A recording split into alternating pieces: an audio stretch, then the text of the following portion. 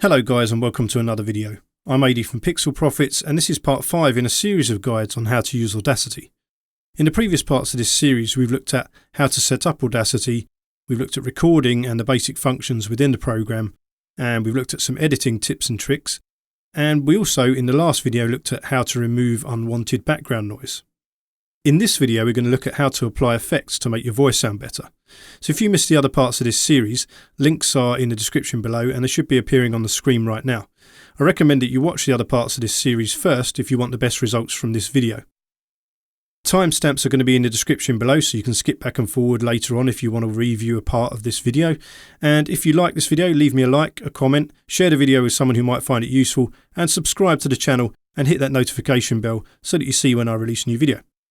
Okay, so if you have been following the previous parts of this series, you will see or recognise the clip on the screen right now as the audio clip we've recorded in previous episodes.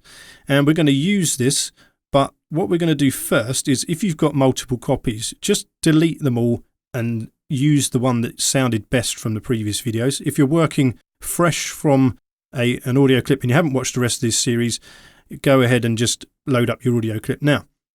What we're going to do is we're going to double click on this audio clip and we're going to hit Ctrl and D to duplicate the track so we have two copies. We're going to use one for editing and we're going to leave one as original so that we can compare the changes we're going to make.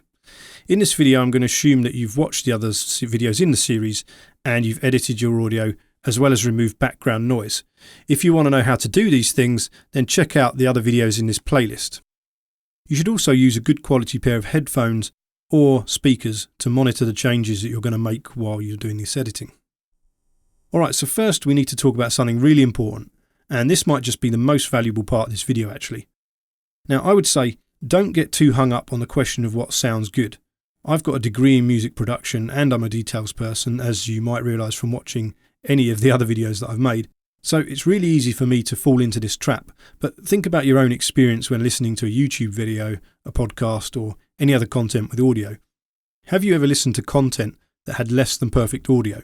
Now I know that I have, and if the actual content is good enough though, I'm willing to forgive a few audio issues. Now that's not to say that I'm telling you to make bad audio or that it's not important to spend time making it sound better. I'm simply saying that if we can forgive some audio issues, then the vast majority of people will have no issue with good audio, and that's what we're going to aim for in this video.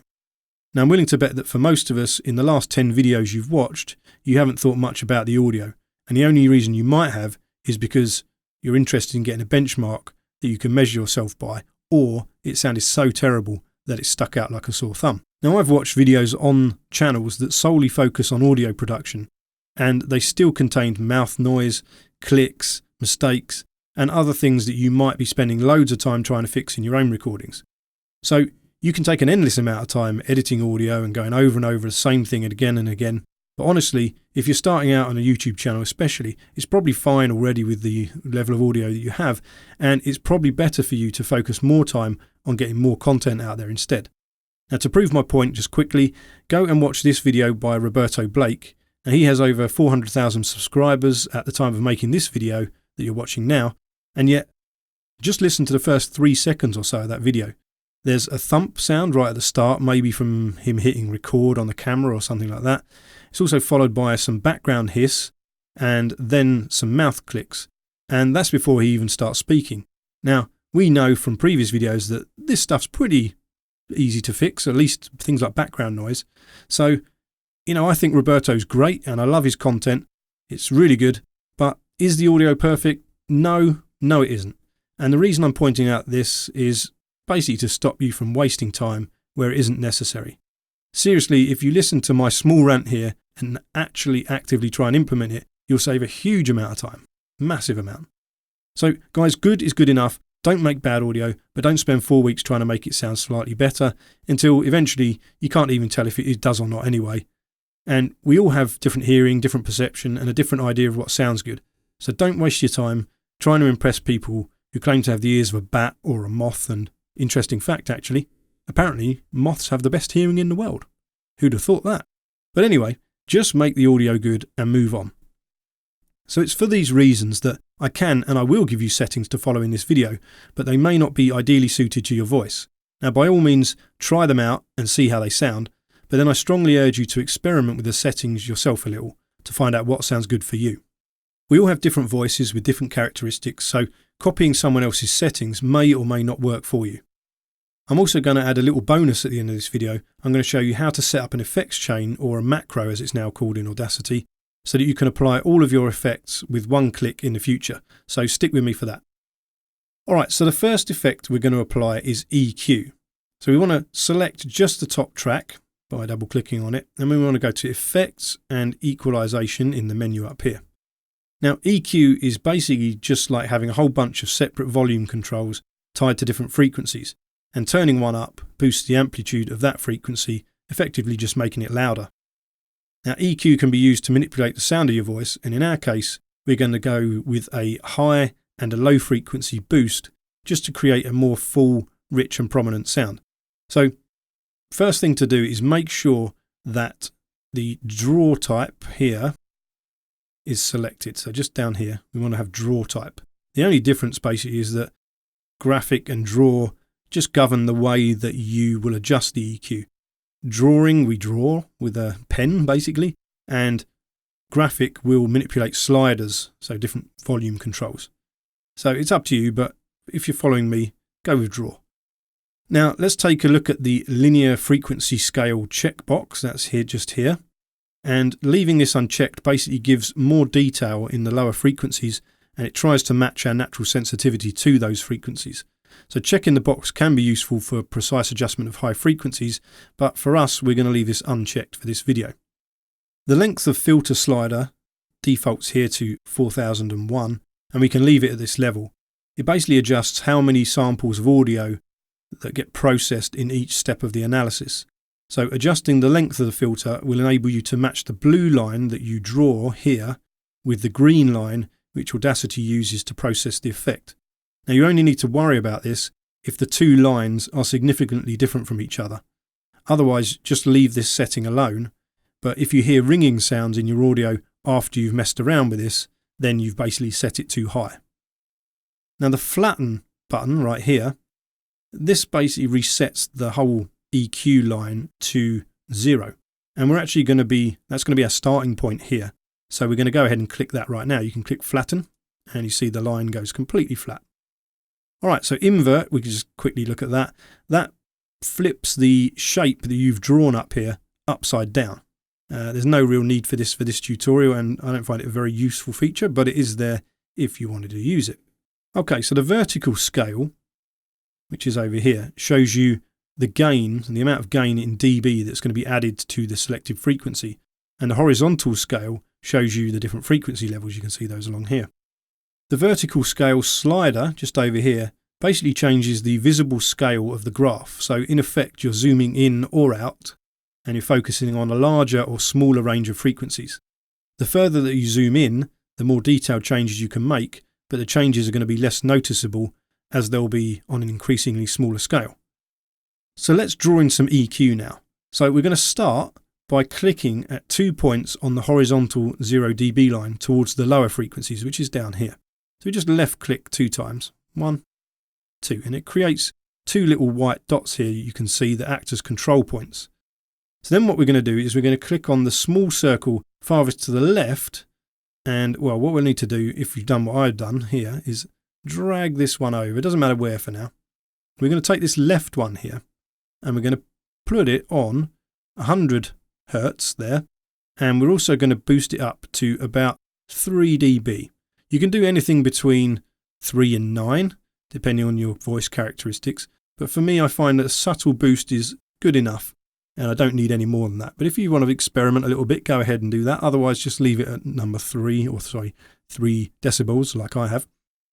Now we're going to drag the second control point here to about 140 Hertz. Again, this doesn't have to be perfect, it's just, rough, because your voice is going to be different from mine anyway. And what I want to do is make sure that the line pretty much matches along with this 0 dB line for the rest of the EQ settings for now. Alright, so basically what we've done there is we boosted the lower frequencies, which is increasing the amount of bass in your voice. And this is going to be particularly noticeable when you say P or B sounds, a word like pixel profits, for example. And if you boost the low frequencies too much, eventually you're going to hear plosives, which are the build-up of air around the microphone that's caused by these particular sounds. Now you might hear these anyway, depending on your mic, the position that it is relative to your mouth, and whether you use a pop filter, and so on. But basically, if plosives are too much, you might need to rethink your EQ settings and maybe think about your bass settings. Or you could edit those sounds individually if your clip isn't very long, and just edit them down a little bit so they're not quite so loud, so the rest of your audio remains with the bass boost. So when you're increasing the low frequencies, just find a part of your audio with these sounds in to check how they sound with the EQ changes. And you can always work on them individually afterwards, of course, but it could be a tedious process if you've got lots of plosives. So just think about your EQ settings if you have those. We're now going to do something similar with the high frequencies. So we're going to click a couple of times on the line as before, and we're going to drag the rightmost control point to about 2,400. So let's move that one along a little bit, get out of the way. So this right control point, we're going to go to about 2,400, something like this, right? And then we're going to go up again to about 3 dB. The second one to the left, we're going to drag to about 2,000. So somewhere like this. And we're going to make sure that line is nice and straight. There we go. So we've got a subtle bass and treble boost there. Now what we can do is, and I didn't mention this before actually, but you can delete the first few seconds. If you've got a big gap of silence at the beginning of your audio, it's going to play from the beginning of your audio when you preview this effect. So if you've got a big gap, just go out of here, click that, delete it, and then come back. So now we can preview by hitting the button. Let's see what it sounds like. Hello guys, and welcome to this Pixel Profits tutorial. Today we'll be looking at the basics of recording. Okay, so if you think that sounds good, then you can move on. Otherwise, pause the video and play around with your settings a little until you're happy. We're going to add more settings, so this isn't the end. So don't think that this should be the final thing and your voice is going to sound amazing. It's just a subtle boost. So if you're sort of happy, it doesn't sound bad, there's no distortion or anything weird, or any plosives, just carry on with the video. So what we're going to do before we click OK is we're going to go to Save and Manage Curves here, and we're going to select Unnamed at the bottom of the list here. And then on the right, we're going to click Rename, and you can type anything you want. I'm just going to type some random letters there. You can call it Pixel Profits if you want to remember where these settings came from. And then you just press OK, and you'll see then that this name we've created is saved in the list here. And that will mean that even if we were to go and manipulate this and change it around, you can come back again and use this setting. If we press OK there, you can use this setting here, look, from the Curves menu, and you'll be able to select that in the future to get these settings right back again. Because Audacity will remember the last settings that you used, not necessarily the preset that you want. Because if I now manipulate this, it's not the preset anymore, unless I save it. So save that, and we can continue. And at this point, you can then press OK.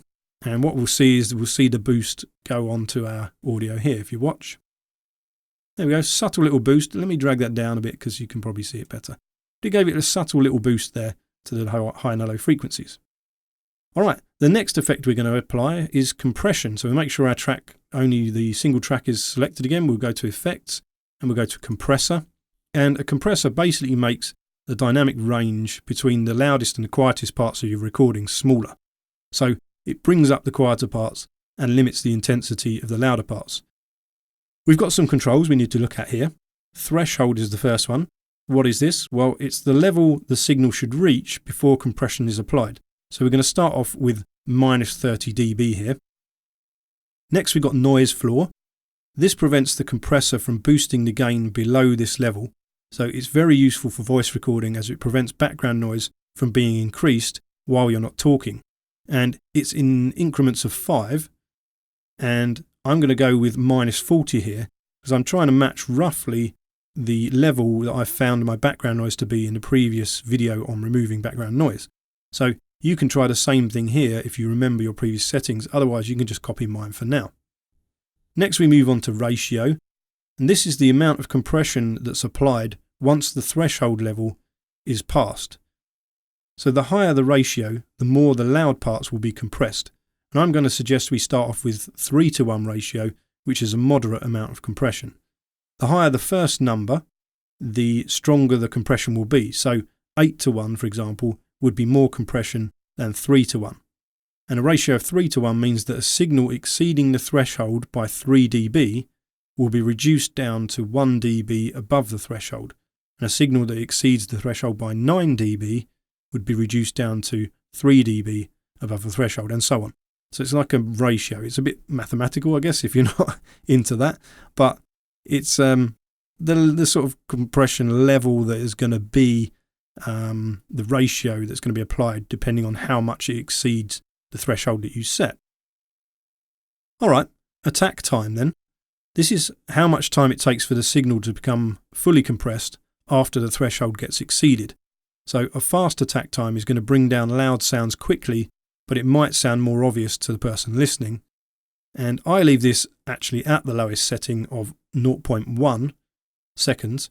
But if you hear any strange noise or distortion, then you basically can try raising this, as it might be that the compressor is working too quickly on, let's say, a slower moving low frequency waveform, for example, and therefore it's causing the audio to distort. So try 0.1, raise it up a little bit if you hear any distortion. Release time then. Release time is basically the opposite of the attack time. So when the level drops back below the threshold, this controls how long it takes for the signal to go from a compressed state back to the original uncompressed signal. So if you set this too long, you might lose some quiet sections of the audio that come right after loud parts. And if you set it too short, you might cause audio to be boosted in the quiet sections between words, for example. So start with as low as possible, and if you don't notice those things I've just mentioned, then you're good. And I have mine at the lowest, which is 1 second. So makeup gain for 0 dB after compressing. This boosts up the audio level after compression to a peak level of about 0 dB. And compression appears to make audio louder, but don't forget, it actually lowers the audio or attenuates it, to use the proper term. And the option boosts the audio up to bring up the overall track, basically. So if you've got this selected, it brings up the level of the track to 0 dB. Compress based on peaks. Well, when this is selected, the threshold and the gain adjustment are going to be based on the peak values of the waveform rather than the average values used when the option's unchecked. That sounds a bit confusing, doesn't it? Let's say that in a different way. So when left unchecked, the compressor makes louder sounds above the threshold quieter, while leaving quieter ones below it untouched. And when using peak values, the compressor makes the audio louder, but amplifies the louder sounds above the threshold less than those below it. So I prefer to leave this unchecked, as it boosts up the sound under the threshold less, so that if you have a little background noise coming through your noise gate, it isn't boosted up as much as when you have the box checked. Okay, so now let's have a listen back to the audio at this point, and if it sounds good, you're done. Let's take a listen. Hello guys, and welcome to this Pixel Profits tutorial. Today we'll be looking at Alright, and you can see that's boosted up things quite considerably, so I'm happy with that. If you're not, then obviously feel free to have a little dabble with these settings, but otherwise, let's press OK. Now, you see it boosted up quite considerably. Now, if you find this a bit in your face, a bit too loud, for want of a better way to describe it, you could, and you don't need to, but you could go to Effects, Normalize, and you've got some settings here. Now, what normalizing does is it boosts up the amplitude of the track, making your recording sound louder, but of course it can also do the opposite and make it a little quieter. So we've already boosted our gain in the compressor settings when we boosted it up to 0 dB, so we probably don't need to normalize, and if you don't need to, just don't bother. The less processing you do, the better, really. So if you're happy with this, don't normalize, but if you wanted to take it down just a touch, then we use the default setting here, which is normalize peak amplitude to -1. I believe it defaults to -1. And we press OK, and if we do, we'll see what happens to the audio here. There you go, it's just taking it down a little bit. We can go with that for this recording, why not? So here you're just using normalize to manipulate slightly the volume, just to make it a little more acceptable perhaps. A lot of videos recommend that you normalize and then you play Q and then you normalize and you keep normalizing over and over again. I don't really see too much need for that, to be honest. I don't see much need to normalize at all if you don't need to, especially if you can use the compressor to boost things up.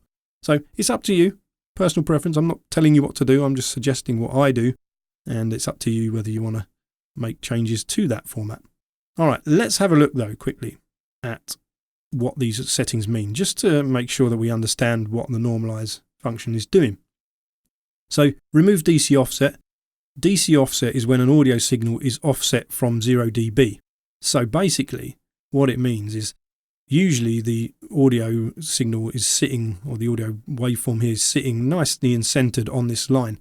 But if the whole thing was skewed upwards a bit, so the bottom peaks was maybe somewhere here, and these top peaks here were way up here, then it would be way off the center line. And that is what's known as DC offset. Now you can try and use the normalize process to attempt to fix this, but the problem really is more likely to be something like a faulty device or interface, and you should really fix this before editing rather than trying to fix it during editing. So some problems with DC offset are that the volume will not be able to be at its loudest due to the offset, because obviously if this is all boosted up or skewed up here already, it's not got far to go, much headroom really before it reaches the max that it can go to. So it won't be able to be as loud. Also, you can hear weird sounds and sort of some distortion and stuff, and you might be able to fix this with DC offset with the setting checked. But most of us aren't going to have DC offset. You won't have it yourself probably. If you do, try and fix it instead before trying to apply this. So we've also got normalize peak amplitude 2. This is the normalize function basically. So if you don't have that checked, you're not going to do a great deal here with regard to normalizing. So that's just how to normalize. If you have that checked, it's going to normalize to the level you set. Now, normalize stereo channels independently. So if you've been following my advice, you'll have a mono recording of your voice. So this setting is irrelevant. But if you do have a stereo recording, leaving this at the default unchecked means that both channels will be worked on as a pair and modified by the same amount. The main purpose you might have for checking this option is if you have an audio file where the two channels are notably different, for example, maybe an old record or a badly recorded audio file, then you could work on the channels independently, so that if it looks something like this for real, this one would get boosted up nicely while this one might have not too much done to it. Okay, so let's cancel out of that. So before we finish, one last time-saving tip, and this is quite a nice one. If you find that your default settings for the effects that we've just applied usually work for most of your projects, which they may well do if you're recording in the same environment and using the same equipment and stuff especially, then you can set up what's called a macro.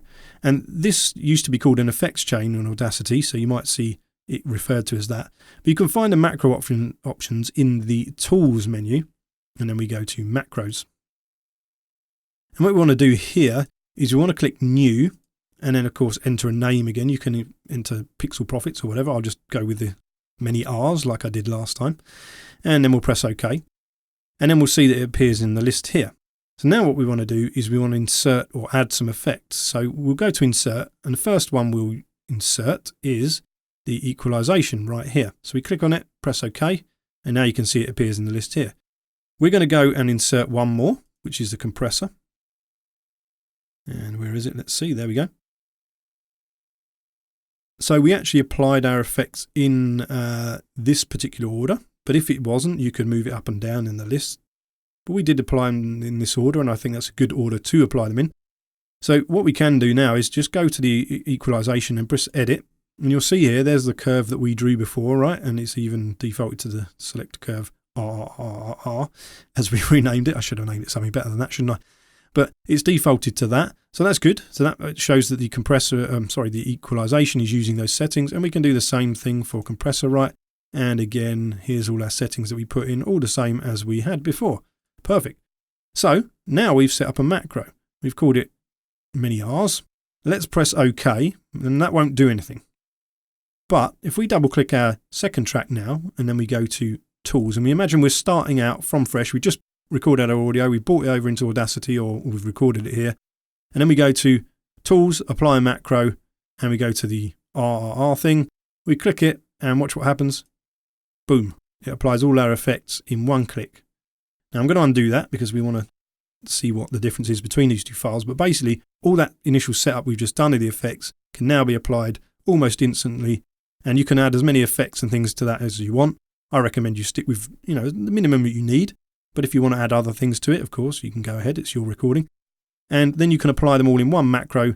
Really a time saver. Awesome way to automate things, and always automate things if you can to save as much time as you can. And that's it, guys. We can have a listen back. What we can do is we can just solo this one. Press play. Hello, guys, and welcome to this Pixel Profits tutorial. Today we'll be looking at the basics of recording in Audacity and learning about some of the most important tools and features of the program. And I think you can probably notice quite easily the difference there between the two. This has boosted everything up nicely. It sounds much better. That's really all you need, guys. You should now have awesome sounding audio for yourself. And congratulations if you do, and a special thank you if you've been with me throughout this entire video series. I really appreciate it, and I hope this series has been helpful to you. So if it has, like the video, leave me a comment, and share the videos in this series with someone who might find them useful. Also, subscribe to the channel and hit that notification bell to see when I release new content. If you have any special requests on videos you'd like me to make or things that you need help with, let me know in the comments below. And as always, guys, take care and thanks for watching.